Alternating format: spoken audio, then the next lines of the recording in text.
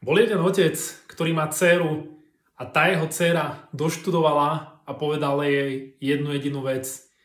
Dcéra moja, za to, že si doštudovala, mám tu pre teba tento darček, ktorý som kúpil pred pár rokmi a tým darčekom je toto Lambo, ktoré ste mohli vidieť na obrázku. Ale predtým, ako ti ho dám, správme jeden test. Zober to auto do predajne s autami a opýtaj sa, koľko ti zaň dajú. Dcéra teda tak spravila, išla do prvej predajne s autami a povedali jej, že za toto auto sme vám schopní dať 10 000 eur. A to práve kvôli tomu, že to auto je staré a všetky funkcionality nemusia fungovať tak, ako by mali. Prišla za otcom, toto mu povedala a otec vraví, dobre, choď do druhého obchodu s autami a tam sa opýtaj, že koľko by ti zaň dali.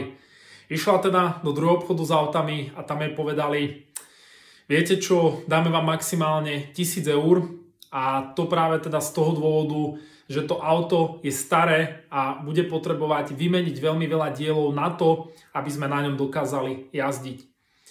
A potom jej otec povedal, že OK, teraz sprav to, že nájdi klub autičkárov, ktorí sa vozia na autách, chod za nimi a opýtaj sa ich na to, že koľko by ti boli ochotní za toto auto zaplatiť. A viete, čo jej povedali?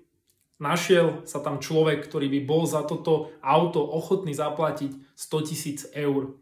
A je to veľmi pekné poučenie aj pre teba, že musíš byť na správnom mieste ľudí, aby dokázali oceniť tvoju hodnotu. A pokiaľ napríklad rád maluješ, tak maliari tvoju hodnotu ocenia. Pokiaľ napríklad, ja neviem, si športovec, robíš nejaký šport a máš okolo seba skupinu športovcov, ktorí robia ten šport a si v tom športe dobrý, tak jednoducho tú tvoju hodnotu ocenia. Ale keď ako športovec prídeš ku maliarom, tak tú tvoju hodnotu oceniť nemusia. Takže dávaj si veľký pozor na to, v akej skupine ľudí sa nachádzaš a či reálne dokážu oceniť tú tvoju hodnotu ako hodnotu toho Lamba.